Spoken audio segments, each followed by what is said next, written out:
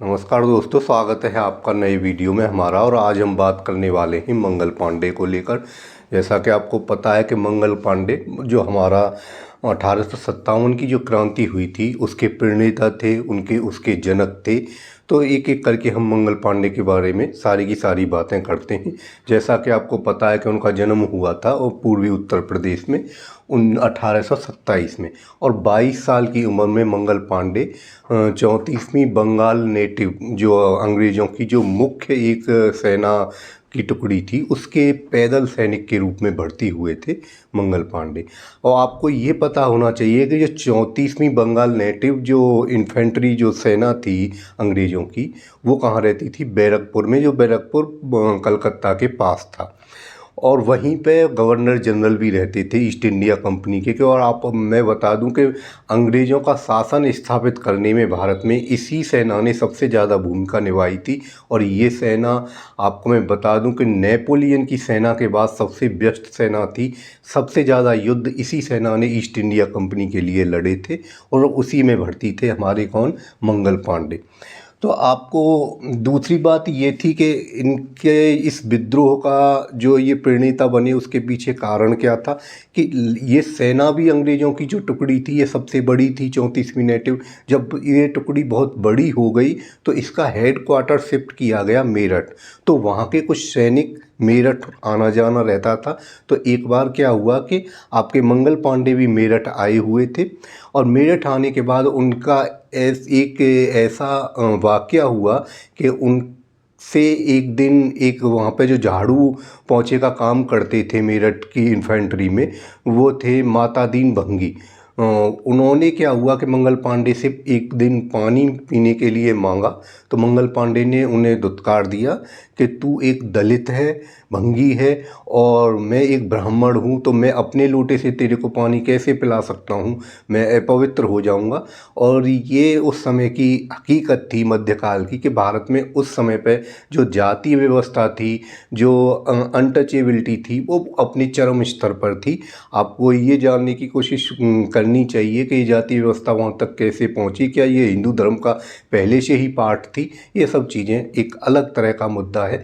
लेकिन जब मंगल पांडे ने एक माता दीन भंगी से ये बात कही कि तेरे छूने से मेरा लोटा अपवित्र हो जाएगा या मैं अपवित्र हो जाऊंगा, तो फिर माता दीन ने उनके ऊपर एक कमेंट किया कि मेरे छूने से तो तुम अपवित्र हो जाते हो, लेकिन अब जो कारतूस आने वाले हैं बंदूकों के लिए, उन कारतूसों में तो गाय की चर्बी से बने हुए आ रहे हैं, उसे तुम अपने मुंह से काटोगे, उसको छूने से आप अपवित्र नहीं होते। ये कैसा दोहरा चरित्र है? तो माता दी ने जब ये बात कही तो मंगल पांडे ने इसे बड़े ध्यान से सुना और कहा कि तेरे पास इस बात का क्या सबूत है? तो उसने कुछ ऐसी बातें कही कि कुछ सबूत भी दिखाए कि आप या वहाँ पे जाके देख सकते हो, और दूसरी जगह भी कई जगह उसने बताई कि वहाँ पे जाके आप देख सकते हो। बाद में जब इस चीज़ के लिए, आपको पता है कि 1857 की क्रांति हुई इसी वजह से थी, क्योंकि जो आपको 1856 से पहले जो बंदूक चलती थी वो बंदूक चलती थी ब्राउन बीज बंदूक, लेकिन उसको इस लाए थे इनफील्ड बंदूक। तो इनफील्ड बंदूक में जो कारतूस डाला जाता था उसे पहले मुंह से काटना पड़ता था, और उसके ऊपर ये अफवाह थी कि उस कारतूस के ऊपर सूअर और गाय की चर्बी लगी हुई होती है उसको मुलायम बनाने के लिए। लेकिन बाद में इसके ऊपर रिसर्च हुए और ये एक अफवाह के रूप में सिर्फ नहीं थी। कलकत्ता के दमदमा एक क्षेत्र पड़ता है, एक जगह पड़ती है, वहाँ पे इस तरह की एक फैक्ट्री थी भी।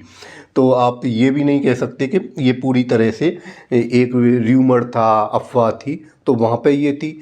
पर ये जब घटना मंगल पांडे के साथ कहाँ हुई? मेरठ में। उसके बाद वो बैरकपुर चले गए, वहाँ पे जाके इस चीज़ के बारे में उन्होंने और अध्ययन किया।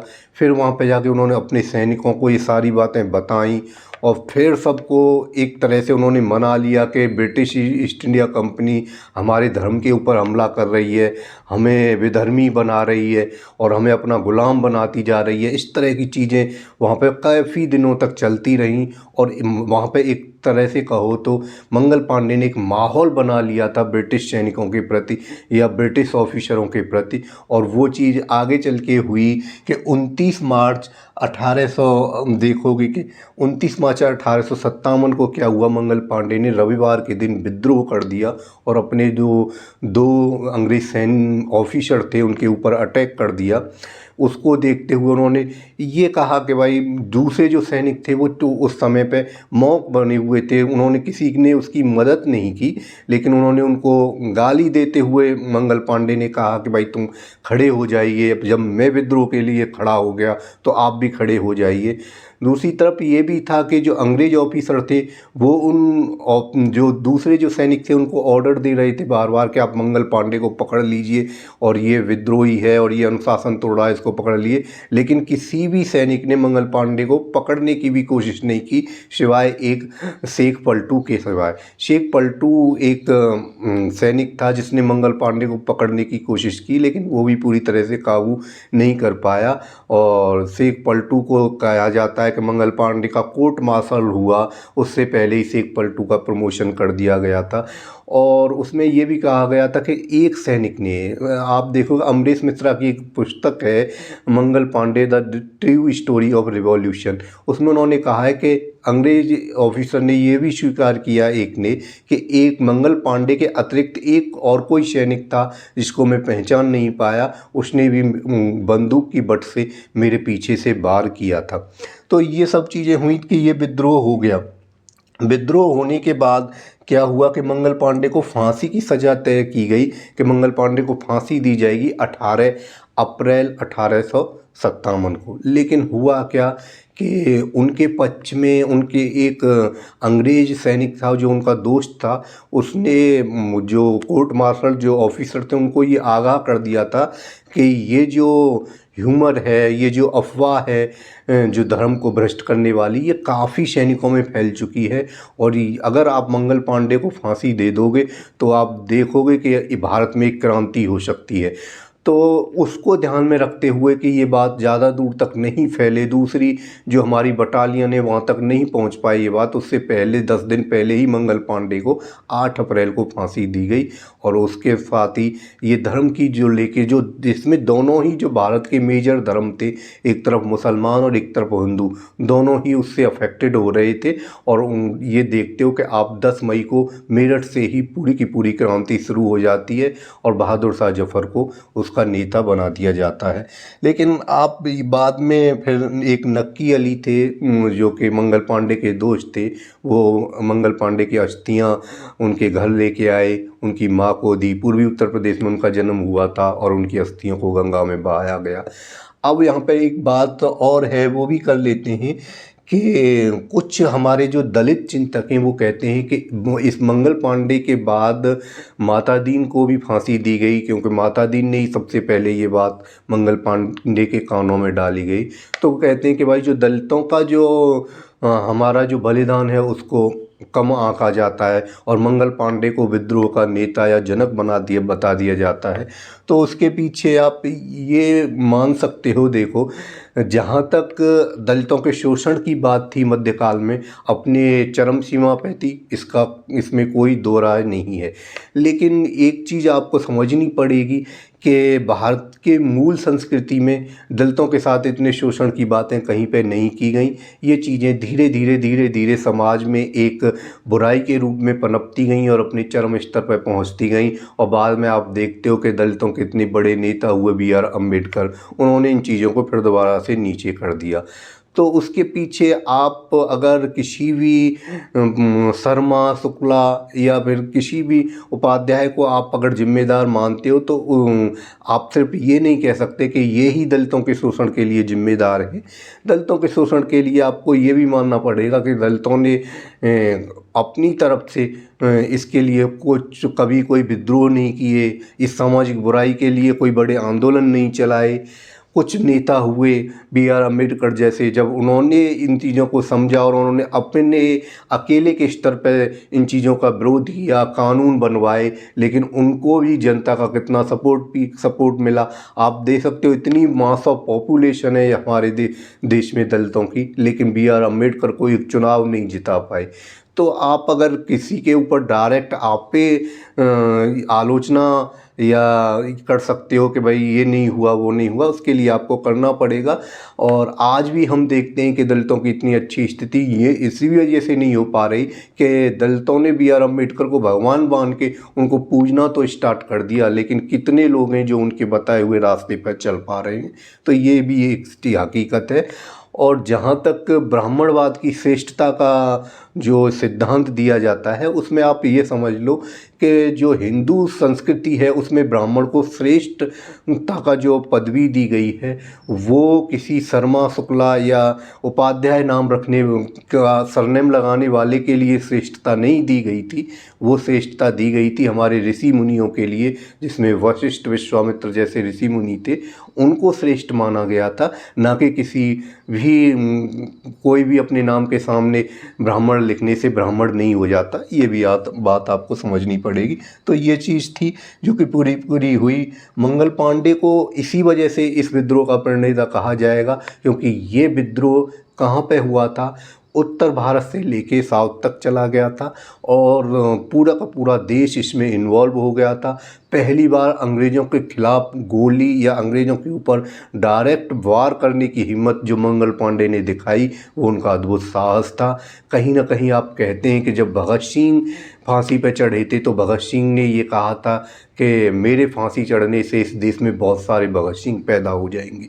वही चीज़ कहीं ना कहीं मंगल पांडे ने भी दिखाई कि आज मैं अंग्रेज़ों के खिलाफ खड़ा होकर उनके ऊपर अटैक कर दूंगा उनकी अन्याय की नीति पे। तो कहीं ना कहीं पूरा देश, बहुत सारे मंगल पांडे होंगे जो अंग्रेज़ों की खिलाफ, जो उनकी बेधर्मी जो नीतियां हैं उनके खिलाफ खड़े हो जाएंगे और इस देश को एकजुट करेंगे। हालांकि 1857 की क्रांति का कोई नेता नहीं था, कोई स्पष्ट उद्देश्य नहीं था, सब अपने अपने उद्देश्यों के लिए लड़ रहे थे।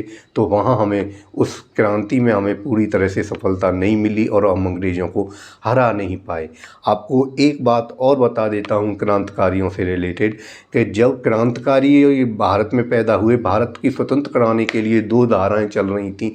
एक थी अहिंसा और सत्य पर आधारित जो गांधी जी के नेतृत्व में थी, और दूसरी थी क्रांतिकारियों की धारा थी। और क्रांतिकारियों की धारा को अंग्रेज हमेशा टेररिस्ट बोलते थे, आतंकवादी कहते थे। इसीलिए प्रारंभ के भारतीय इतिहास में ये माना गया, उनके ऊपर ज़्यादा रिसर्च नहीं की गई। उनको कहीं ना कहीं इतिहासकारों ने एक आतंकवादी ही सोच के कि इससे हमारे ऊपर बैड इफेक्ट आएगा या सरकार हमारे ऊपर कोई केस कर सकती है, इस वजह से उनके ऊपर कोई ज़्यादा रिसर्च नहीं हुई।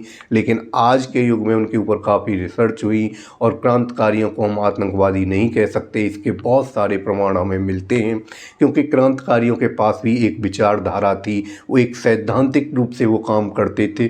और इस वजह से आप उनको कोई भी इस तरह से नहीं कह सकते कि वो आतंकवादी थे। कभी उन्होंने निर्दोष लोगों को नहीं मारा। प्रफुल्ल चाकी ने आत्महत्या की थी, किंग्स फोर्ट के ऊपर बम फेंका था, लेकिन किंग्स फोर्ट जो मुजफ्फरनगर के आपके एक क्रूर जज थे, जब वो उनके निशाने से किंग्स फोर्ट बच गया और दो निर्दोष महिलाएं मारी गईं, तो प्रफुल्ल चाकी उससे इतने निराश हुए, इतने पश्चाताप किया कि उन्होंने खुद ही आत्महत्या कर ली कि मैं जिसे मारना चाहता था वो नहीं मर पाया।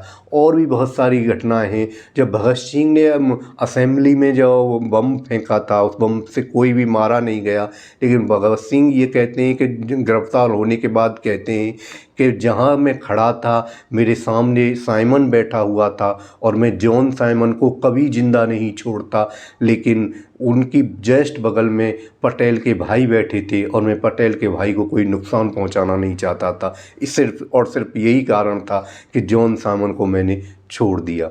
आप देखोगे कि एक बार पंजाब के गवर्नर कोई प्रोग्राम कर रहे थे पंजाब में, और उसमें हमारे जो दूसरे राष्ट्रपति हैं राधा कृष्णन, वो भी गए हुए थे।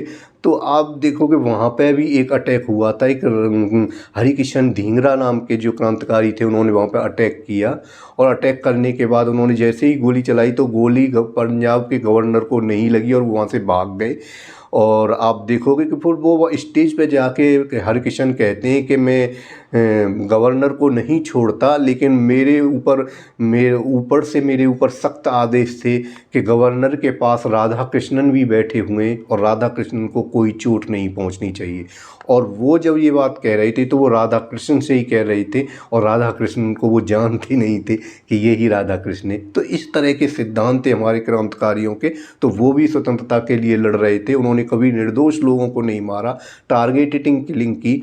और आप अगर भारतीय संस्कृति में देखोगे तो भारतीय संस्कृति ने भी, चाहे वेद हो, चाहे गीता हो, चाहे कोई भी आपका धर्म ग्रंथ उठा के देख लो, वो धर्म ग्रंथ भी अन्याय के खिलाफ शस्त्र उठाने की कहीं ना कहीं हमें इजाज़त देता है। गीता में श्री कृष्ण ने अर्जुन के लिए शस्त्र उठाने के लिए ही पूरी गीता कही है, और उन्होंने कहा है अन्याय के खिलाफ लड़ना हमारा सबसे बड़ा धर्म है। उसके लिए जो हिंसा की जाती है वो हिंसा नहीं मानी जा सकती। हम वो एक तरह का वो शल्य चिकित्सा के रूप में उसे देख सकते हैं। दूसरी तरफ ये थी कि आप अहिंसा और सत्य के सबसे बड़े पुजारी जो हमारे महात्मा गांधी थे, आप देखोगे कहीं ना कहीं भारत छोड़ो आंदोलन में भी महात्मा गांधी ने भी किया था, करो या मरो। तो इस तरह की चीज़ें ही जो हमारे क्रांतिकारियों के प्रति आज का दृष्टिकोण बिल्कुल बदल गया है। आज उन्हें हमें सम्मान देते हैं, उन्हें मानते हैं। और भारतीय राजनीति में भी पहले इस तरह की चीज़ें देखी जाती थी कि क्रांतिकारियों के प्रति इतना सम्मान नहीं था, लेकिन सर्वप्रथम इंदिरा गांधी ने 1970 के दशक में जब भगत सिंह की मां को सम्मानित किया और उन्होंने ये चीज़ें जानी कि इन क्रांतिकारियों के प्रति जो आम जनता है उनके दिल में बहुत इज्जत है, बहुत सम्मान है। इस तरह से क्रांतिकारियों ने भी हमारे देश को स्वतंत्र कराने में बहुत ज़्यादा भूमिका निभाई है। इस तरह से आज का वीडियो यहीं समाप्त करते हैं। नमस्कार।